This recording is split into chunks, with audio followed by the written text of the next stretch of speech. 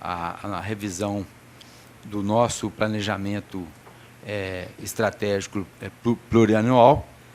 E, como todo mundo sabe, a origem dessa grande empresa de consultoria internacional é a origem de uma empresa que é exatamente na contramão da minha formação, quer dizer, no sentido aqui paradoxal. Ela é uma empresa prática, ela surgiu com grandes executivos do mundo, ao invés de surgir de professores da academia, né, que a maioria das grandes consultorias elas se originam de grandes ícones da academia, principalmente americana, e a Bain tem, vamos dizer, um DNA que surgiu de grandes CEOs americanos, né? Então, ela tem uma característica um pouco diferente pela a forma que ela focaliza os problemas. E aí, um amigo meu, diretor da Bain americana, me mandou hoje uma mensagem. Aquela hora que eu cheguei aqui, eu estava lendo a mensagem, e ele falou uma coisa muito interessante sobre, Carlos Alberto, a profissão, sobre a gente, né, ligado à questão das projeções. Quer dizer, e o que ele falou, né, começou a mensagem dizendo, olha, a única coisa que nós, né, economistas, temos certeza sobre as projeções é que elas estarão erradas. Então, eu acho que isso aí sintetiza de uma forma muito real o que é a nossa profissão. Nós somos muito bons para olhar o passado. Isso é uma coisa que o economista faz muito bem. A gente tem um domínio técnico da matemática e da estatística de altíssimo nível. Hoje, um curso top em economia ele tem uma qualificação quantitativa excepcional, e somos, em geral, bons historiadores. Haja vista o nosso Celso Furtado aqui, que é uma parte da homenagem nossa hoje, do prêmio, o recebimento de uma pequena parte da grandiosa obra do Celso Furtado, né, que a nossa amiga Rosa foi muito gentil para nós, economistas, de editar exatamente todo o trabalho ainda não publicado do Celso Furtado no Instituto Celso Furtado. Então, o Celso Furtado é um grande historiador, como muitos outros da nossa profissão. Então, a gente é muito bom para analisar o passado. Nós somos razoavelmente bons para analisar o presente. Quer dizer, nós temos um corpo teórico muito sólido, a gente tem nesse caso, um parentesco, não com a história, mas com as ciências exatas, especialmente a engenharia e a física. Então, nós temos uma devoção ao detalhismo, pela a nossa capacidade de manusear razoavelmente bem as questões quantitativas, com um corpo teórico analítico muito robusto, principalmente da física, né? A gente tem um raciocínio abstrato, muito forte, tem toda uma origem da economia fortemente baseada na filosofia, e, como todo mundo sabe, na história da ciência da humanidade, a filosofia e a física andaram absolutamente juntas. Essa separação ela se deu pela formalização da trajetória da ciência a partir do século XIX. Até então, filosofia e física era a mesma problemática, ou era o problema do universo, da gente entender o universo e suas diversas dimensões. Então, nesse sentido, a economia ela é filha da física e da filosofia, e aí isso aí possibilitou que a gente desenvolvesse um raciocínio abstrato muito elaborado, muito sofisticado. E, quando a gente vai analisar o presente, a gente usa esse arcabouço com uma certa qualificação, mesmo que a economia tenha corpos teóricos diferentes. Quer dizer, a gente tem, né, escolas diferentes, mas, em geral, essas escolas ajudam muito mais a iluminar o pensamento do que a retardar o pensamento sobre a realidade. Na verdade, essa grande proliferação de teorias econômicas nas suas diversas dimensões, ao longo da história, tem mostrado que a nossa capacidade de entender o presente ela é muito boa, de boa qualidade, em que pese, muitas vezes, vocês vão ver num jornal, sempre 3 economistas que estão numa mesa de debate, têm posições diferentes sobre a realidade. Mas, se você olhar os ângulos que eles estão olhando, eles compõem um mosaico razoavelmente bem sucedido para entender a realidade. E, por fim, nós somos precários para predizer, como preditores do futuro, né? Muito precários. Aí essa citação aí do meu amigo da Bain Company diz muito, quer dizer, projeções que os economistas fazem. E, em geral, se a gente olha qualquer projeção de economista do ano passado, por exemplo, todos erraram, quer seja em relação à economia mundial, à economia líder americana, quer seja em relação à economia brasileira, ou quer seja em relação à economia mais importante, emergente do mundo, que é a economia chinesa. Todas estão erradas. Então, essa é a nossa capacidade de predição é bastante precária. E por que, aí, para finalizar essa minha curta fala aqui, uma fala, evidentemente, de uma pessoa de formação acadêmica com a minha, ela teria que ser uma fala um pouco provocativa. Então, para finalizar, quer dizer, por que nós somos tão ruins para predizer? Nós somos tão ruins para predizer porque tem 2 elementos que nós odiamos e que estão presentes nos negócios e aí dificultam enormemente a gente olhar o futuro da economia, que é o problema da incerteza e o problema das expectativas. São 2 coisas que nós absolutamente não dominamos e que a matemática não consegue lidar com isso definitivamente. A gente criou uma técnica muito interessante, tem um professor, colega nosso, americano, que é prêmio Nobel de Economia há 4 anos atrás, Paul Krugman. Ele criou uma dinâmica, uma ideia de criar uma dinâmica econômica trabalhando com essas variáveis através de uma técnica que a gente chama de múltiplos equilíbrios.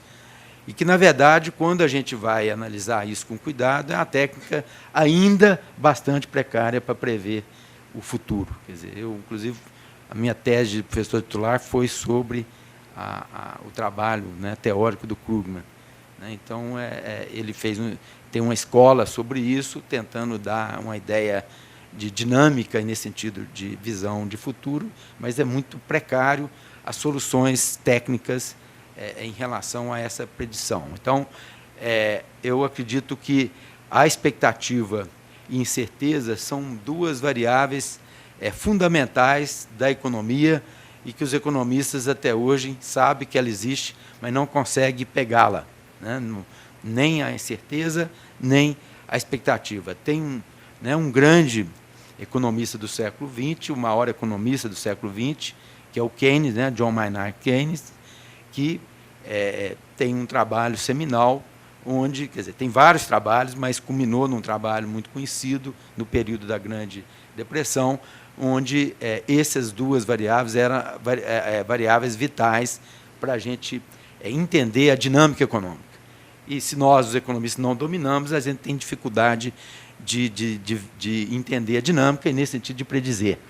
Então, este é o ponto mais complicado. Quer dizer, então, o que seria, eu acho, o que a gente tem que refletir aqui? Quer dizer, no caso da incerteza, ela sempre vai existir, ela é intrínseca à dinâmica econômica, mas algumas coisas nos ajudam a reduzir a ansiedade. O que é? Primeiro, uma ideia também do Keynes, muito importante, que a economia é cíclica. Nós temos momentos de crescimento, de auge, declínio e fundo do poço. Quer dizer,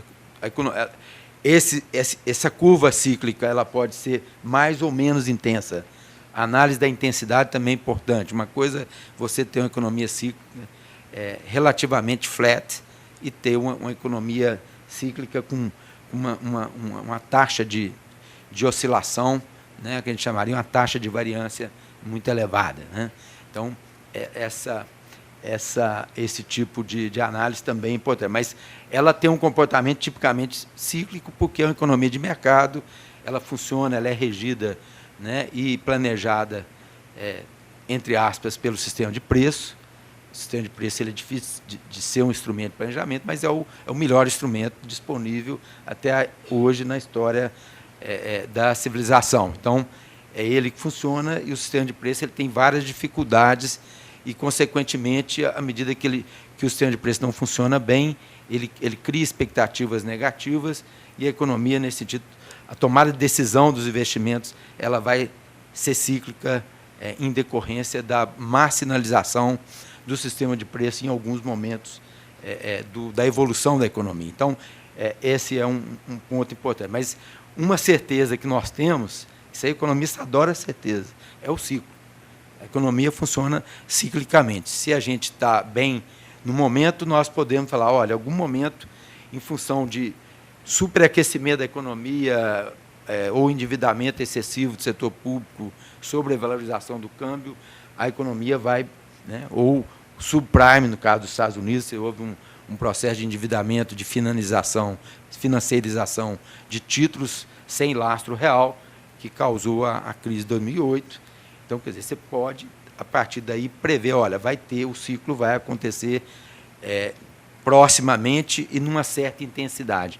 Então, a gente tem o domínio do ciclo. Isso é uma questão muito importante. E outra coisa que é muito importante para nós, quer dizer, referências que a gente não fica completamente cego, né, é a questão da teoria da demanda agregada, quer dizer, também do Keynes. Quer dizer, o que o Keynes sempre falou? Olha, o que nos interessa é saber qual é o vigor da demanda agregada.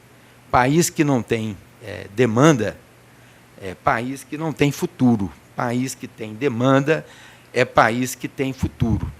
Bom, aí uma conclusão importante, no caso, tudo foi falado sobre o Brasil, que nós somos, por excelência, um país que tem uma forte demanda agregada. Quer dizer, do mosaico dos países no mundo, né, os países maduros têm um problema grave de demanda agregada. A única economia que recria demanda agregada no bloco dos países maduros é os Estados Unidos, é uma economia fantástica, com a capacidade de reinvenção via processo de inovação tecnológica. Então, a economia americana é uma economia realmente invejável, fantástica, que ela reinventa a demanda agregada. A parte da economia americana, o conjunto das economias maduras tem graves problemas de demanda agregada. O Brasil, como outros grandes países emergentes, tem uma demanda agregada ainda por se realizar. Né, olhar, né, Olavo, qualquer consumo per capita de um bem durável, de automóvel, de qualquer coisa, o consumo per capita nosso ainda é muito baixo, né, em qualquer variável que seja. Ou, por exemplo, o consumo agregado, você pegar obras de estradas asfaltadas, per capita. A infraestrutura do Brasil está muito aquém de uma economia madura. Então, nós temos, em qualquer indicador, um nível de demanda agregada ainda extremamente insuficiente pelo tamanho da economia. Nesse sentido, o potencial de crescimento é gigantesco da economia. Então, país que tem problema não é país que tem problemas de oferta, por incrível que pareça. A economia é paradoxal. Nesse sentido, os países europeus estariam super bem.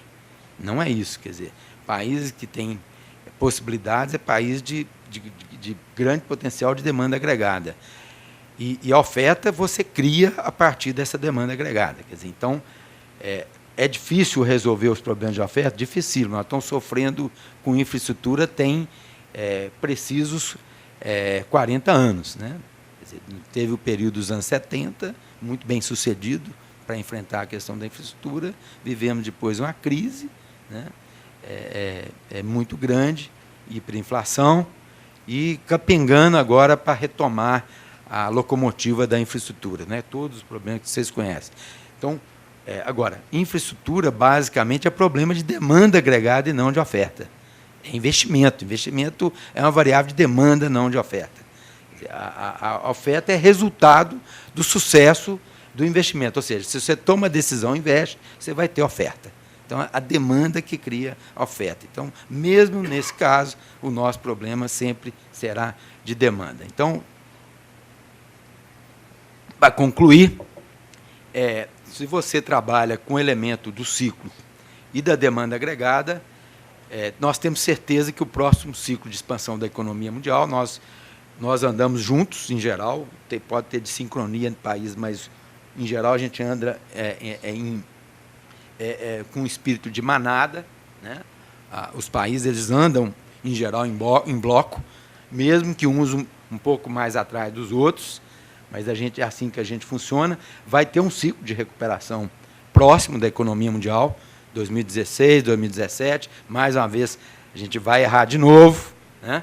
Não tem dúvida, mas vai ter um ciclo, e nesse ciclo, quem tem demanda agregada na mão tem toda a chance de sair na frente. Quer dizer, por exemplo, dar um exemplo concreto, real, histórico para vocês, que eu falei que a gente é bom.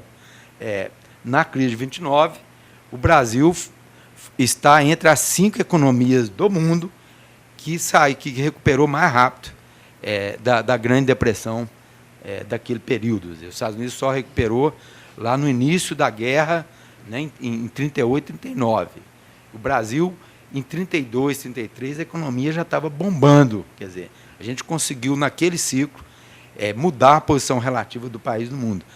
Agora está outra oportunidade. Quer dizer, então, no momento de uma crise política institucional profunda, como já foi falado, tem uma recessão econômica, mas isso aí, muitas vezes, esse tipo de crise, ele abre espaço para um novo salto do país. Quer dizer, né, se olhar os Estados Unidos do período dos gangsters de Chicago, período da lei seca nos Estados Unidos, né, um período duro, né, período aí, entre as guerras, extremamente difícil, um nível de corrupção nos Estados Unidos absurdo, a justiça era só para inglês ver, ela não funcionava, e você teve uma mudança radical, o país ficou um país iluminista, como foi a sua origem, mas confirmando todos os preceitos de uma democracia absolutamente florescente, como é a democracia americana, e deu a volta por cima, tornou-se a grande país líder do mundo. Então, nós temos muita chance,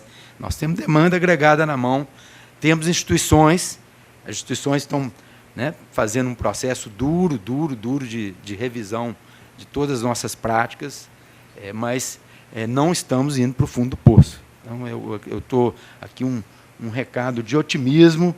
Eu acredito que, olhando com as nossas precárias ferramentas de economistas, nosso dia hoje, a gente consegue precariamente predizer que a gente vai sair para cima. Não sabemos direito, vamos errar muito, mas chegaremos lá. Muito obrigado.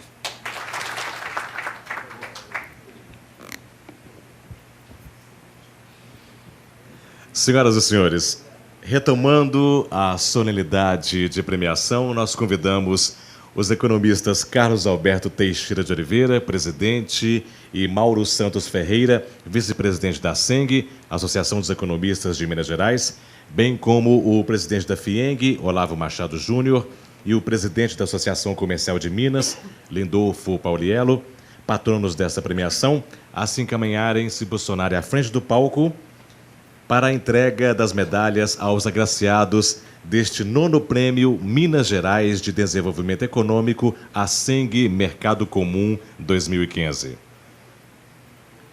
Ressaltamos que todos os agraciados desta solenidade já receberam antes, no hall de entrada da FIENG, um diploma individualizado, bem como assinaram naquele momento o termo de recebimento da outorga de premiação no livro de ouro da ASENG Mercado Comum, que faz parte como registro histórico instituído desde o início desta premiação.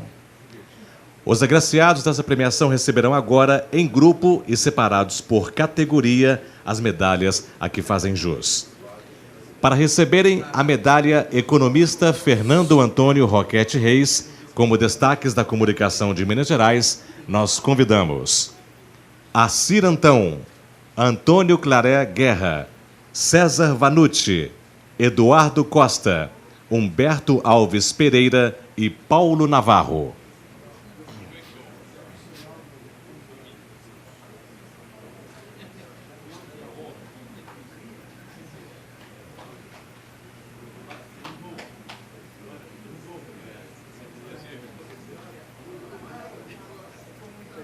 Muito bem, faremos agora a entrega da medalha economista Elcio Costa Couto. E como destaques do setor público de Minas Gerais, nós convidamos Luiz Fernando Rola, Marco Aurélio Croco Afonso e Ralph de Araújo Justino. Por favor.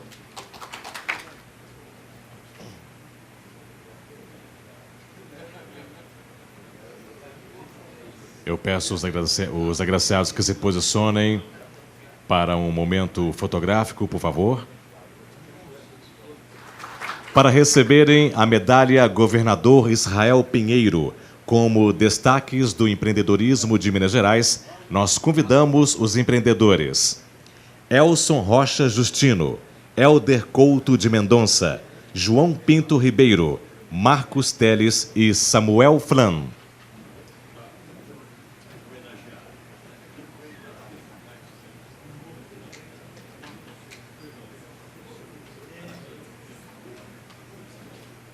Eu peço agora para que se posicionem para os nossos fotógrafos, por gentileza, para registro desse momento histórico, por favor.